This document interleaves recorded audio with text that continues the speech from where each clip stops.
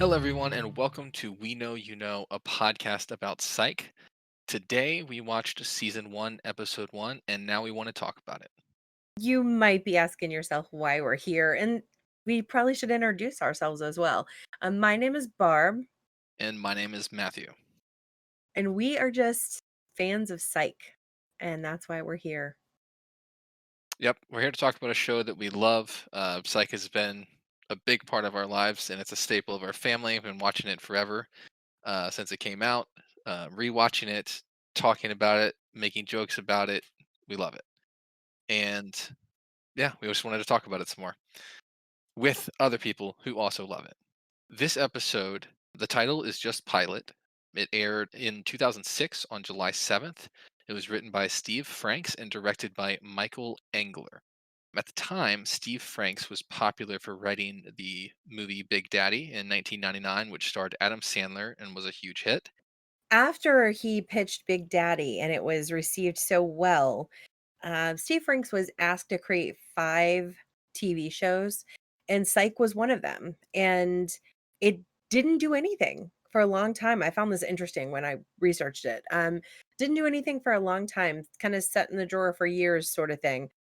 With he wrote this because he really liked those shows from the '80s that were, like, comedy and drama mixed together, but it wasn't grabbed onto by anyone for a while, and finally, USA ended up being the, station that picked it up, and, here we are still talking about it.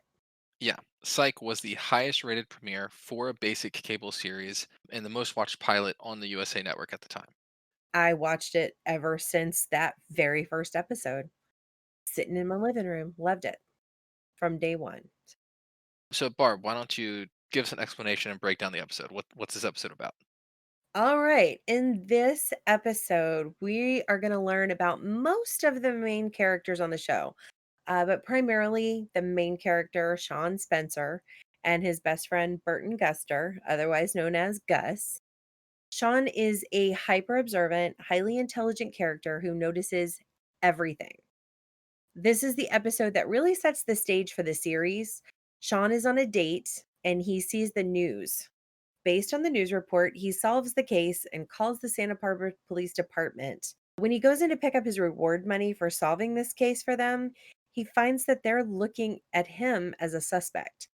So he decides to use his powers of observation to get out of trouble by making the police believe he's a psychic.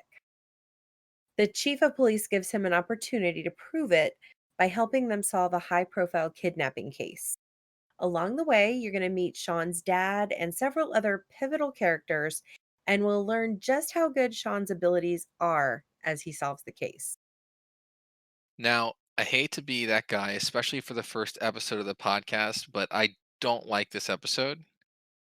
I mean, I'm sure at the time I did the first time I saw it, just because we didn't know what was to come. But as somebody who's seen the entire show over and over again and knows what it turns into, you know, this episode, they don't have it yet. Nothing looks the same because it's the pilot. So locations have changed, some actors have changed, and they don't quite have the personalities that they have found out that people love nailed down yet. So this is not my favorite episode. Yeah. I'm going to agree with you in that respect, but I do think that they did a good job in this episode of drawing people in. So, like to me the writers did a good job showing how observant Sean is. They were able to communicate how it was like a complicated life for him growing up, with his dad sort of testing him the way that he did. And, then after that, he was trying to push so far away from what felt like being a cop or anything remotely related to doing what his dad did. And so for me, it was a good they introduced everything really well.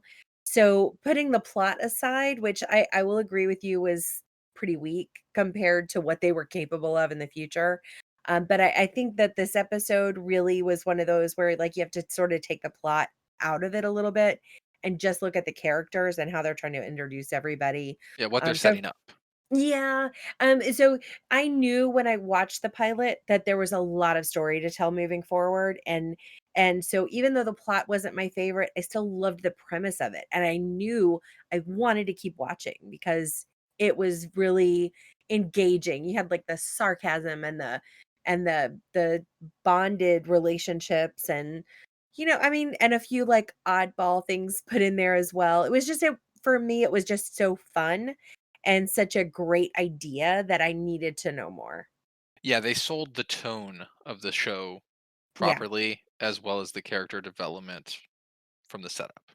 absolutely, So, but you're not yes. wrong here by saying that this was not, like, the Mhm. best plot in the series by far. Yeah. Alright, so at this point, we are gonna break down the episode some, and, Yeah, we're gonna move through it and just point out things that we loved or didn't alright. love. Or d and there are a few. So, right from the start, um, the opening scene of the show is our young Sean and Gus moment, or for this scene, it's just young Sean, but, it's our young Sean moment, and not a fan of this actor. Not a Well, fan let's of him. add that this is how the show is gonna open pretty much every episode for seasons to come. Is sort of like one of these flashback sorta scenes for, like, young Sean and most of the time young Gus as well. Mhm. So you come to, like, love the young Sean aspect of this, and in Yeah. this episode, you really didn't get that. Yeah, the actor, it just didn't really go well. As far he just doesn't look like Sean. It didn't feel right, but it did set up the um, idea of how Sean is how he is. And actually, I did read online that this is something that Steve Franks' dad did with him too. Maybe not to the quite the extreme that Henry and Sean get it with, but interesting little nugget there. It does also go with the character development of this scene whenever it points out the waitress identifies how incredible it is that Sean is able to know all these things. And his dad points out right after that compliment from the waitress, that's adequate. But he does still give him his cake.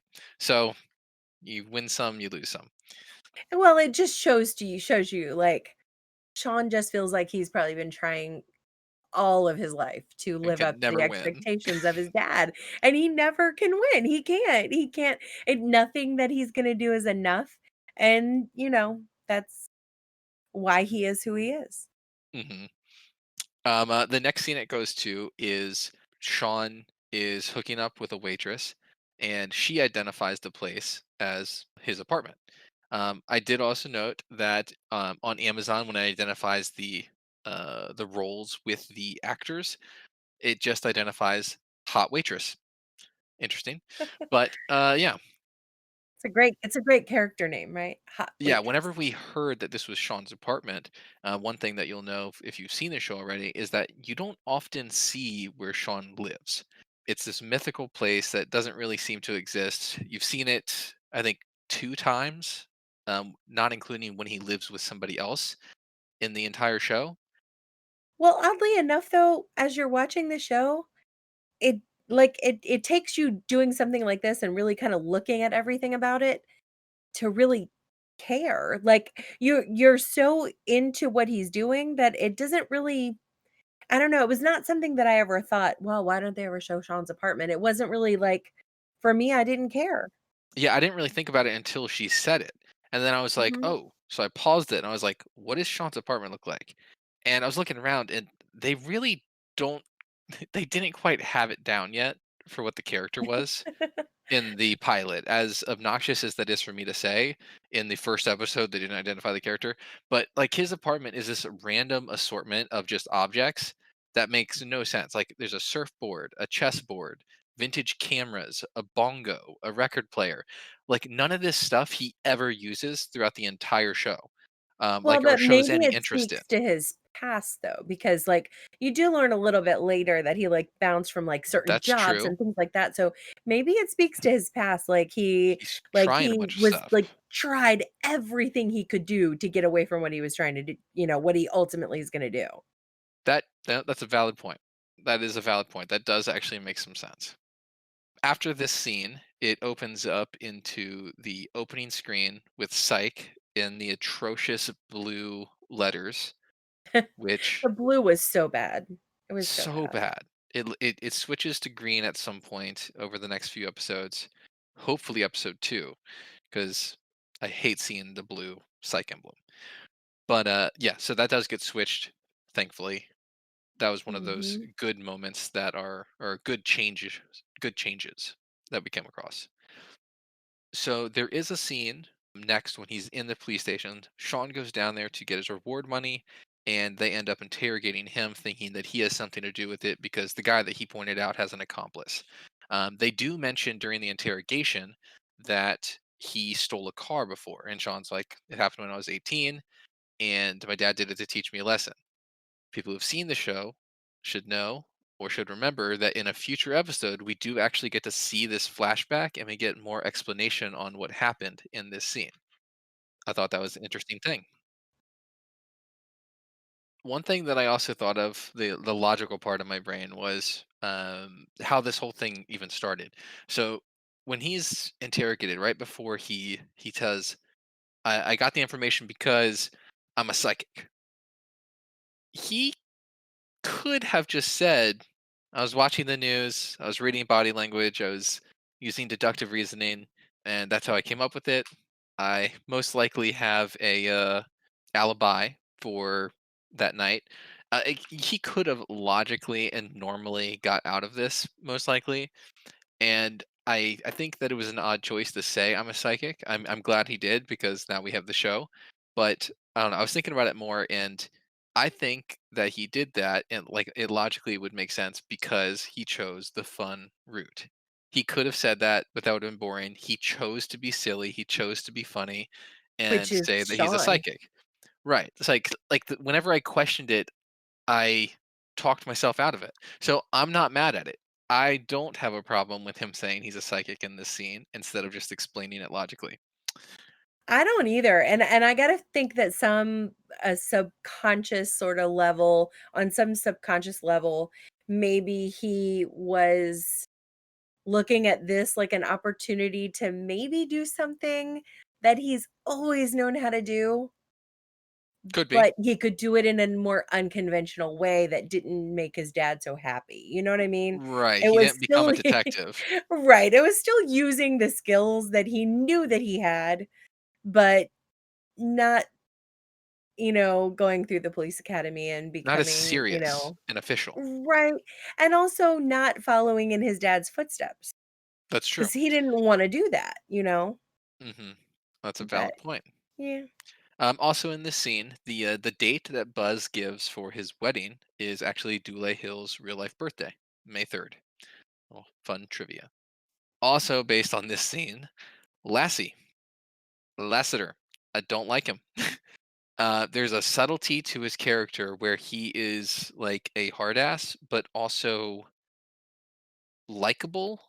Mhm, I can't quite identify it like in words. I can't put it correctly, but he's the same type of sternness in the future, but there's still a likability about him. mhm. It's not a silliness. It's I don't know. In this episode, though, you're not seeing, like, the protective side of him or anything like that just yet, so it's kind of that introduction of him not liking Sean. I think they got across what they were trying to get across, of just, like, Lassie and Sean were gonna sorta butt heads a little bit because Lassie just didn't believe Sean, you know? Mhm. And so, because he never wants to be one-upped by anyone in the detective game. He wants to Right. be the one who solves the case.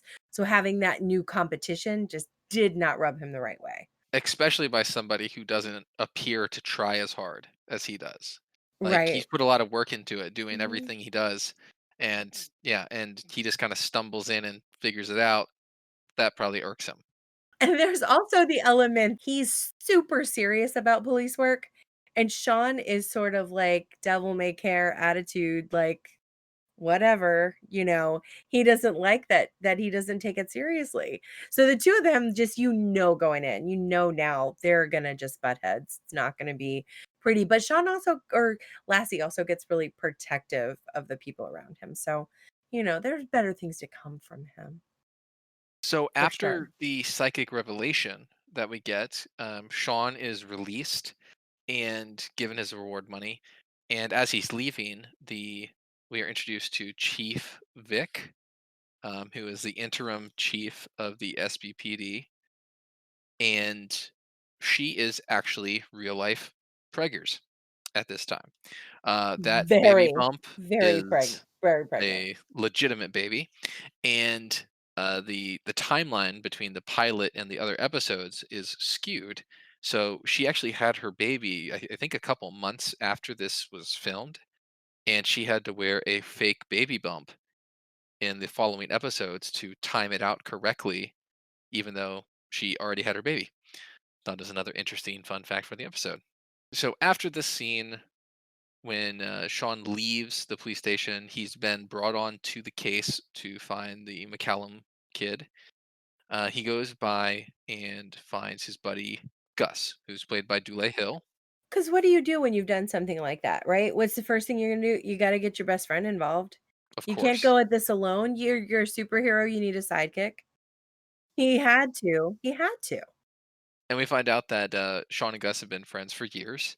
Gus references several points through his life, through high school, through middle school, and we start to establish their bond. We also notice their sweet tooth as well. Gus has a drawer filled with snacks and candies, and that is an ongoing bit through the show as well, with different types of foods and sweets that they are constantly snacking on. Every episode, there's gonna be food. Every episode. This Mhm. was intentional. It Yep. was an intentional choice. And I will also say that this is where you really start to see, the 2 of their characters, like, you're able to really identify now who has what role here. Clearly, clearly, Gus is like Mr. Responsibility. He's his pharmaceutical sales rep. He's got this, good career going for him. He doesn't want anything messing it up. Sean steps in and he's got this fly by night idea and expects Gus to literally drop everything and be part of this. And with no thought given to it, no nothing. He's just like, "Okay." And kind of surprised that Gus doesn't just jump on board. Yeah. So, yeah, I mean, it was like complete and utter shock to him that Gus wouldn't just leave his reliable money-making job to go solve cases with a fake Psychic psychic detective detective. agency. I mean, like, what is that about? So, that was interesting. You can really see the yin to the yang there for them.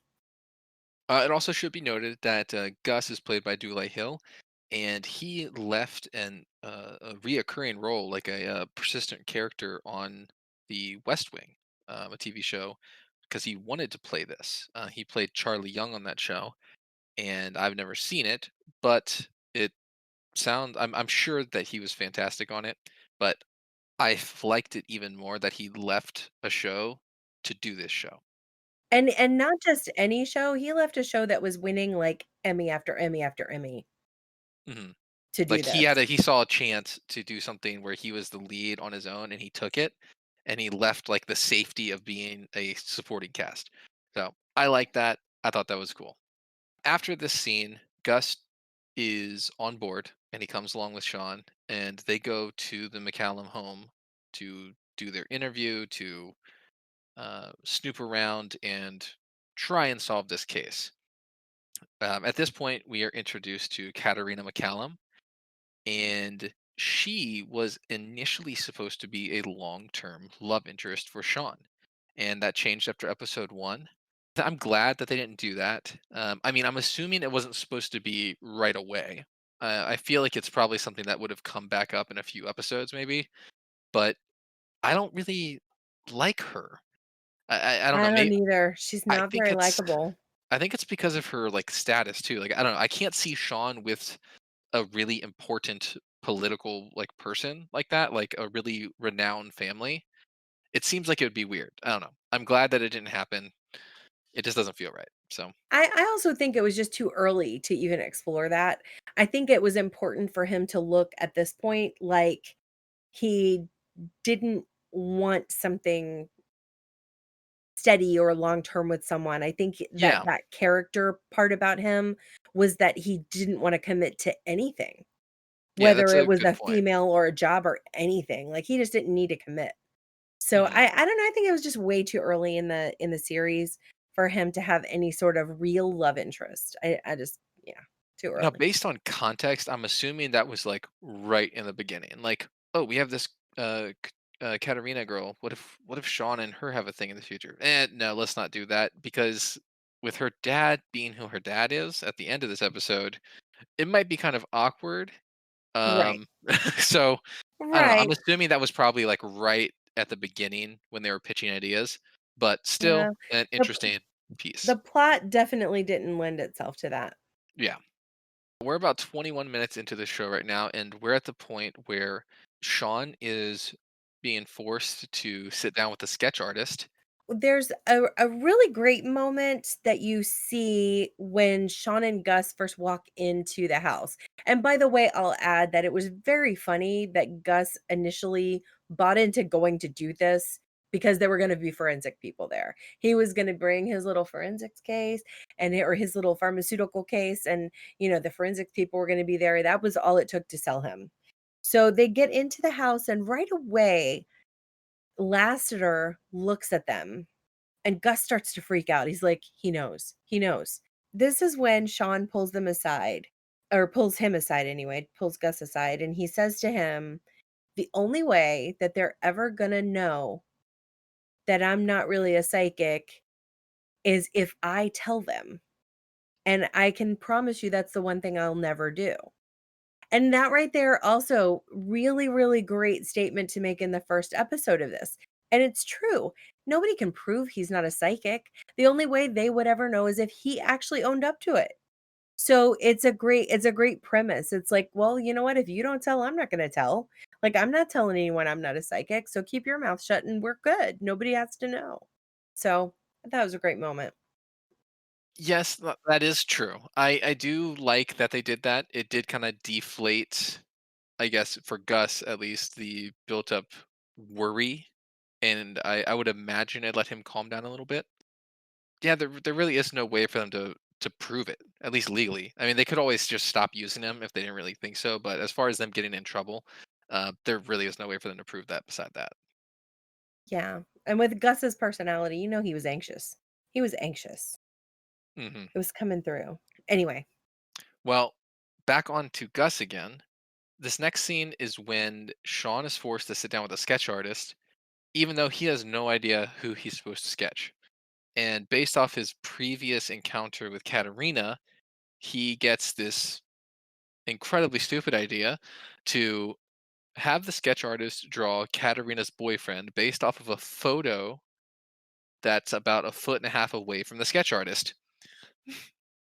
And Gus, as soon as the sketch artist flips it around, immediately sees it and goes into panic mode.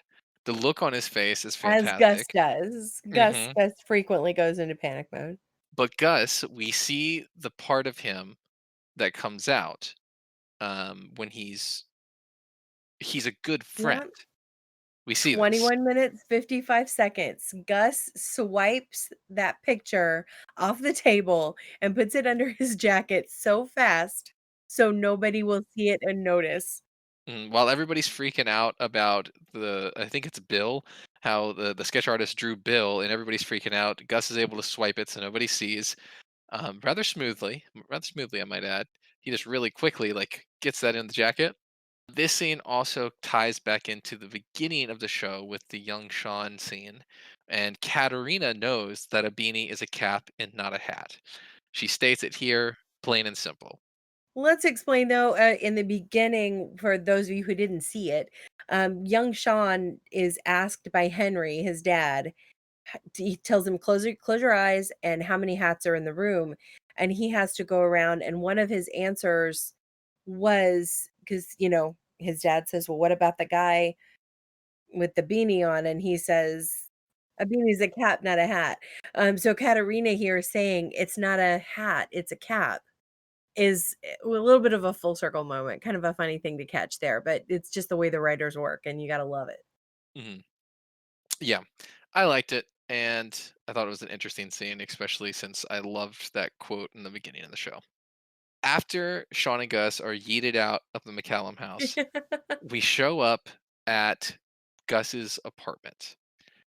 We wake up with Gus at the sound of something in his apartment, and he comes out with his no weapon of any kind to defend himself, but he grabs his briefcase or his pharmaceutical suitcase, and that is his melee weapon of choice. He's creeping down the hall, and he comes into his kitchen, and there's Sean making coffee. Not surprised at all that Burton is about to attack him with a rolling suitcase, but And he's it's prepared. so big, so it's It's so big. hysterical when he's coming around the hallway with this big giant silver case, like, he's just gonna what is he gonna do, throw it at him? It's Mhm. just so funny, and it's so Gus, it's so Gus. Yeah, and this is this scene they break down essentially the case. That Sean has an idea. He doesn't think that anybody is actually kidnapped. He thinks the whole thing's a hoax, where they're just trying to get money from the dad, Mr. McCallum. And Sean is able to get Gus back into it. I mean, when they were kicked out of the house the day before, Gus was not having it. He was done with it, and Sean played to the mystery. He hooked him and he pulled him back in to finish this up. He was able to pique his interest enough that Gus was back on board with him. He was like, "Alright, let's see this through now." And that's what I mean, that's what Sean needed. Sean knew it's one of those things where, like, Sean knows that he needs Gus, but Gus has to be interested enough and think it's possible to solve before he's all in. Right. So, he was able to grab him enough that was gonna happen.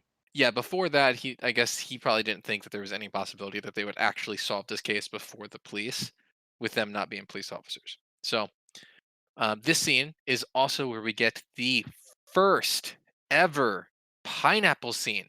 Where's Woohoo! the pineapple in this episode? It's in Gus's house. And this scene is also cool because it not only kickstarts a pineapple in almost every episode of the show Mhm. from season 1 all the way to the very last episode and into the Psych movies, Huge ongoing but thing. it was also improved by Roday. That's fantastic. And that's one of the many things. Many things were improved by Sean and Gus on this show, and they are like staples of the show that are around throughout the whole thing. Steve Franks said, and I hope that I'm quoting him okay here, but he said that he wrote all of the things that are funny, and then all of the filler from when the joke stops till the scene cuts was James Roday ad-libbing. So James Roday started off here and he continued throughout the series ad-libbing a lot of the material in the show. And it was awesome Mm, material. Like yeah. to start something so cool as the pineapple scene, come on, that's fantastic. And Hmm. it has just carried over to where now it's like used as a logo for the show. Like it became such a huge ongoing theme for the show that it's yeah. Who knew that that one scene would spark that? I'm not even sure why it's so appealing. I don't know. I don't know. Like, what about that scene was like, hey, let's keep doing that? I don't know, but it's fun. And I think that's it. Like, it's just a weird thing that he did that was funny and random. And yeah, should I slide Like, this up for the road? Boom. yeah. And I mean, who sliced pineapple up for the road? It's so messy. What Hmm. say that it's so random, but it's so awesome at the same time. It's great. So when they leave Gus's apartment, Oh, wait, can Sean, we talk for a second about can we talk for a second about the hide a key rock that Gus had on the second floor landing, which was just perfect, and it was, again, so Gus. Like, how do you have a rock on the second floor landing that people don't know is a hide a key? It's not a great idea. But I will also add that Gus's apartment was really out of character for him too. Gus was way too yeah, organized. to have that much stuff everywhere. Mhm. And I do like later in the series, the apartment that they show of his was Yeah. so much for him. Mhm. So It's and I definitely more elegant. yeah, and I get that and more minimalist, more like, clean and like for me, I think it was probably some maturity, but a lot changed about the show in terms of locations and things like that. So we'll talk about that more later. Mhm. So when they leave Gus's apartment, they're following up on Sean's lead, and they get pulled over. Sean is driving the soon-to-be Blueberry, and they get pulled over. And Sean tries to get out of the ticket by giving them his dad's old police business card. And in this scene, we really figure out how apart and disconnected the relationship is between Sean and Henry, because Sean last heard that his father was down in Miami, and apparently his father's been back in Santa Barbara for over a year, and he never told him. He never called his father never called him. There's been essentially no talking between them, to the point they didn't even know where they lived. Yeah, definitely highlighted the complexity of that relationship. The two of them absolutely have some issues and it's kind of interesting to me later how, a little bit later on when they do see each other, how easily they just sort of start talking to each other again. I thought that was kind of cool from the writer's perspective, but it also shows how disconnected they are because they don't really talk about it. They don't talk about what happened. And maybe this is just the girl perspective of this and the female perspective. It's all emotional. But they just don't talk about it. They really don't. So they just kind of go on and talk about other stuff. So I don't know. Interesting. It was interesting. Hmm. So I noticed too, this was kind of a great moment for me is after they drive to where Sean has a hunch they're going to find the kidnapped victim. They're looking through some binoculars and they see that the guy's dog is there. The kidnapped victim's dog is at this location. They're looking through binoculars. All of a sudden Gus sees the dog and they know that this guy is going to be where his dog is. So when Gus sees the dog there, the look on his face, because he realizes at that point that they've actually solved this. Like they know. And he's like, how did this happen? Like, how did we do this? Did we just do this? Like, it was so amazing to him that it was like, okay, well, all of a sudden, this is possible. We can actually do this. We can solve these cases. So it was like this big light bulb going off for him. And I loved this scene so much just because of the look on Gus's face. So Yeah. all the possibility was there. And the next scene involves where they discovered where the dog is, and where they assume that the kid is, and they go and get uh I almost said Jules and Lassiter. They go and get Lassiter and his partner, and there's a nice little scene where Sean gets to show off his psychicness again in a funny way, Mhm. and then he brings them out to the cabin.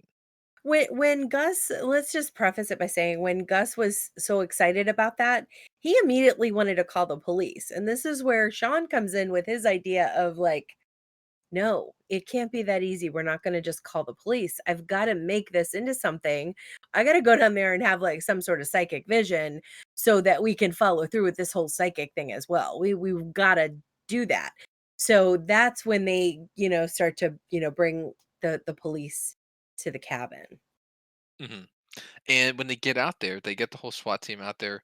They do the breach and they search the place. And then when Sean and Gus are able to come in and inspect the crime scene, they are very confused. They were expecting the kid to be there and this whole thing to be over, but instead they come across two dead bodies of the kid, the McCallum kid, and his friend who was helping him. They also come across a dog that may or may not have some blood on his little whiskers. It's not blood, it's sausages. That's it. Sno Sausages.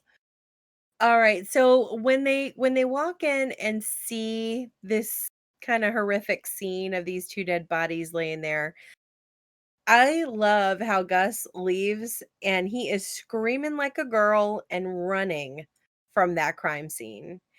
And this is like something that he's gonna do in many, many more episodes to come. Sometimes Sean will join in, but Gus cannot handle those kind of situations.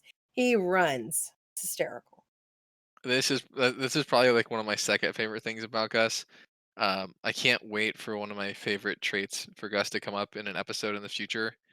I love. There's so many good things about Gus's character, but one thing in Yeah. particular I love, but I'm gonna wait till it comes on screen before we spoil. I don't want to spoil it, but yeah, this is that's one of them. I know what you're talking about, and it's good. Keep it. Let's keep it. Let's keep it. We'll talk to you guys about that one when it happens. So the next scene is now that Sean is confused because his whole thought process was wrong. His theory was wrong. He goes to his dad and he asks for help. His dad was a detective for like his entire life, and he figures he could help him. There's some putting aside the moment that they have where they talk and we learn about them. Um, the house that he's in now, that Henry lives in, is not the same house. And it could just be because it's a pilot, but it also could be some kind of continuity error where if he was in Miami, but later on, the house he lives in here is the house that Sean grew up in. So either Henry had a house in Miami and a house here in Santa Barbara, or it was just a simple continuity error where they like retconned it and they made it to where he never lived in Miami, maybe. But the house has in this episode is not the house that he has in later episodes. And also, Sean did not.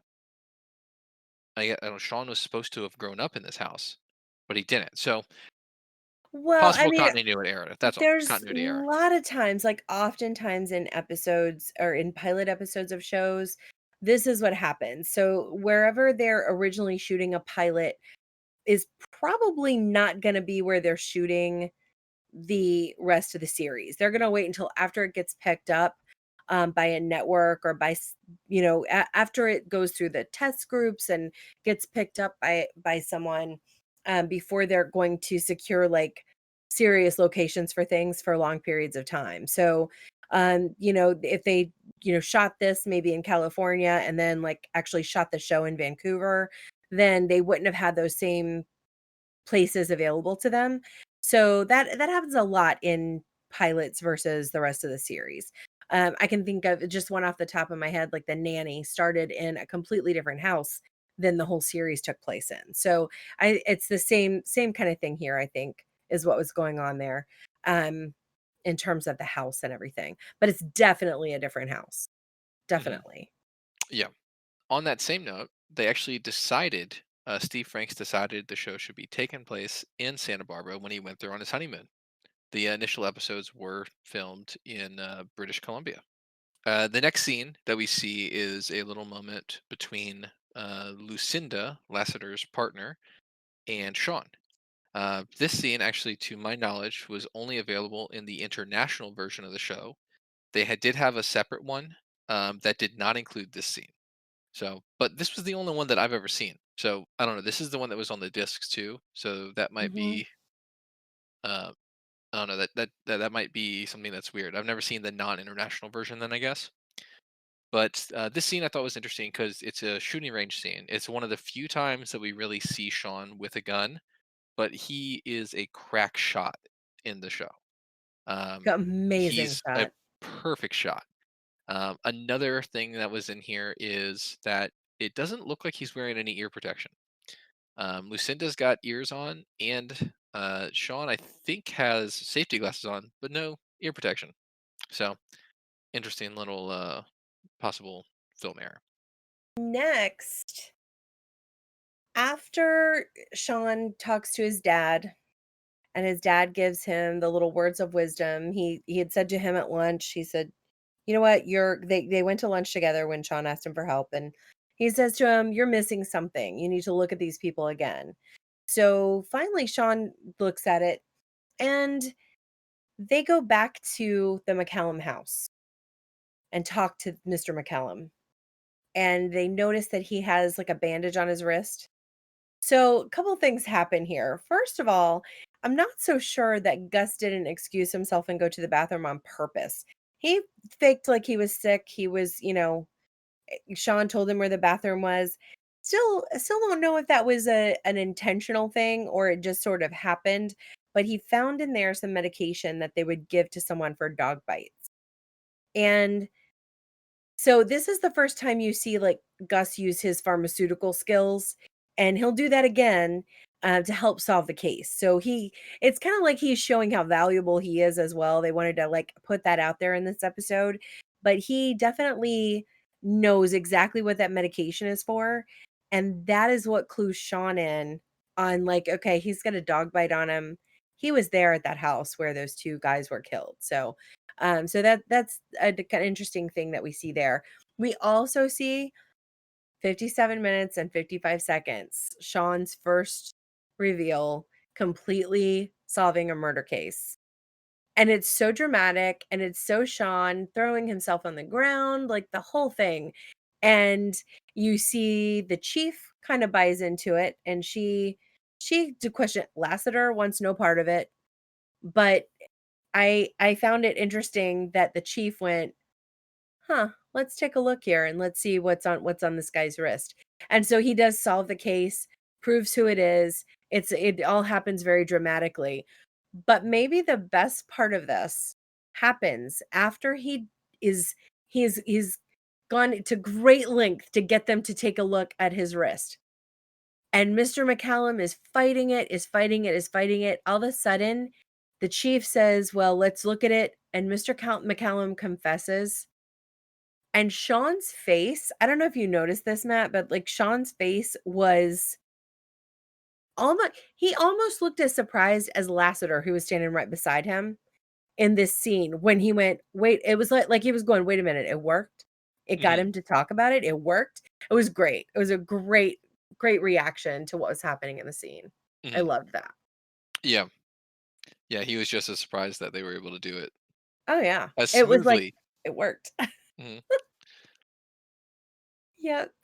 They go back then to a scene at the police station, and at 1 hour and 25 seconds, kind of a pivotal moment because Sean walks into the chief's office, and she gets upset that he walked in, first of all, but there are boxes blocking the chair there, and all of a sudden, Henry, Sean's dad, gets up.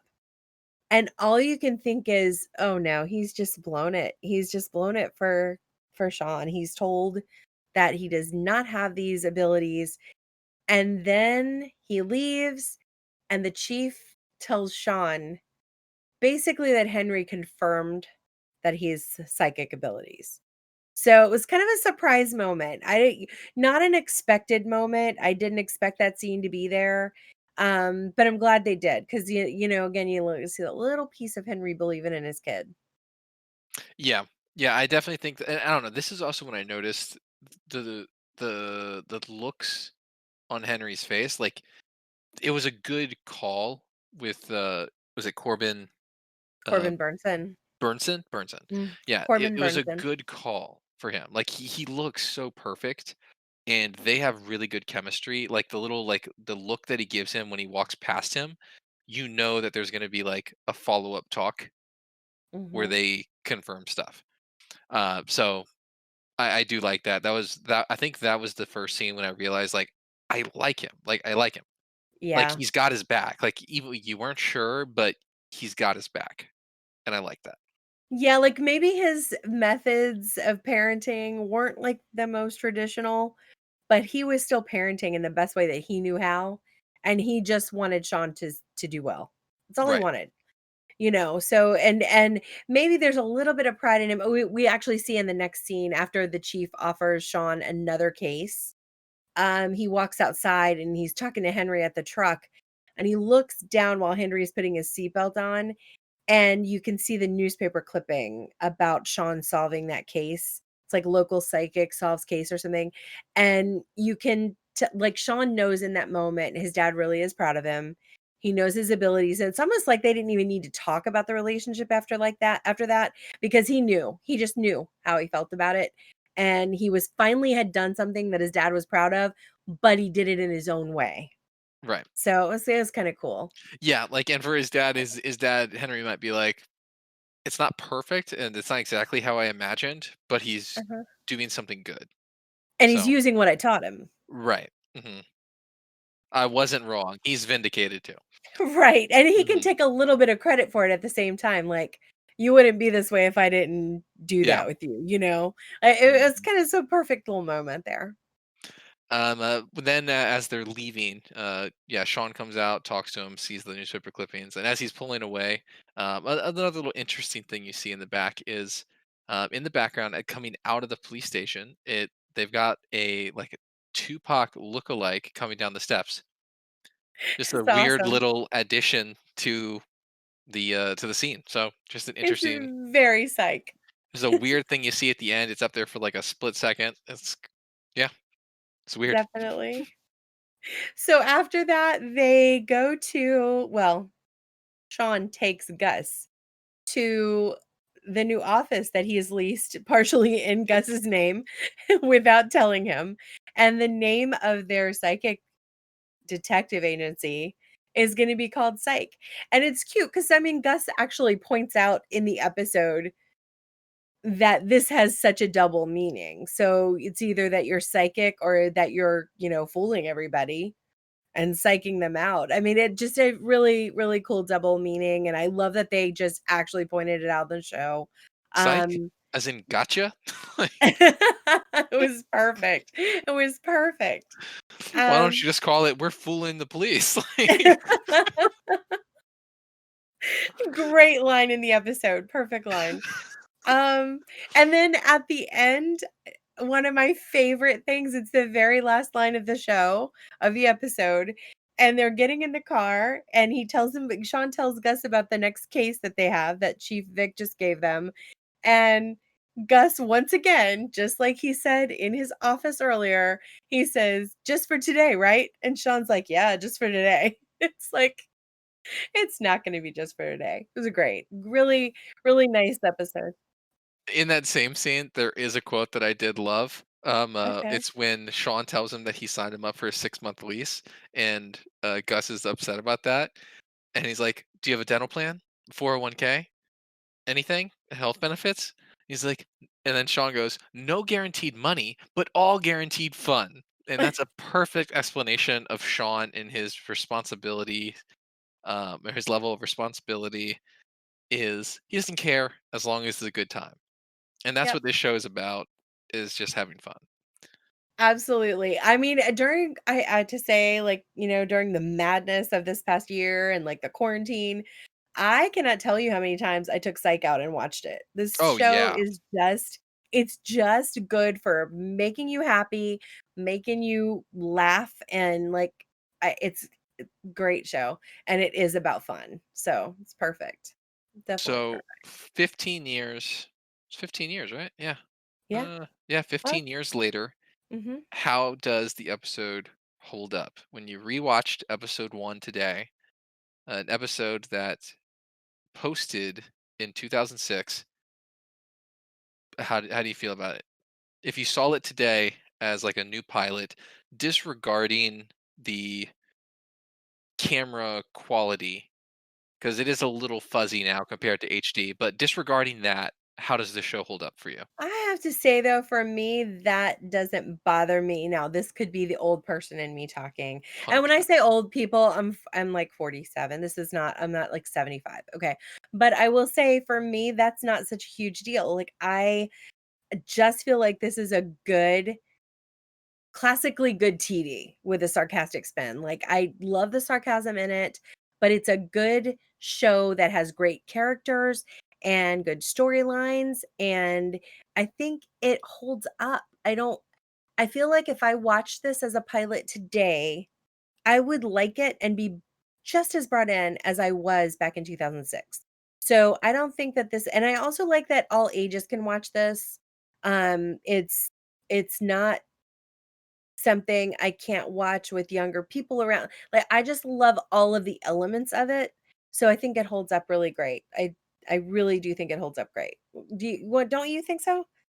No, I agree. No, I definitely agree that it's still a great show. Um, there's a couple things in it that do date it as far as like technology wise. Like Gus has like a large CRT monitor on his desk at work. They have flip phones in the police office. There's a a, a dedicated phone just for picking up, and a taxi answers right away, instead of like Uber and smartphones. So there are elements that do date it, but as far as the acting and the story goes, it definitely could be on TV today and still be good. Well, and it could definitely be like a show that they are writing now, but have it set in that time. So Sure. that all of those things could be true. Like, I think the storylines and all of that hold up enough that I feel like it's still relevant. So, I do like that aspect of it too. So that is this week's episode of the show. I want to thank everybody who's made it this far for tuning in initially and listening all the way through to the end. We are going to be doing these as episodic releases. So next time we drop an episode, it's going to be for episode 2 of season 1, and that episode is called "The Spelling Bee." Uh, New changes, new characters. It's a fun episode. This next episode, I like. I like the Yeah. next episode. This episode, I was not a huge fan of, but next episode, I'm really excited for. If you guys want to follow us more and get updates on things, check out our Facebook group. We know you know Ellipses, a podcast about psych. We're on the gram, the Psych podcast, no spaces. Or you can email us at thepsychpodcast@gmail.com. Right. And email us about anything you thought about the show. If you have questions, you have trivia, you have tidbits about different things that happened, if you have opinions on things that happened in the show. Or if we got anything wrong, That's tell true us. too. Yeah. You If we know, got we're something wrong, go for we'll it. correct it. Yeah, absolutely.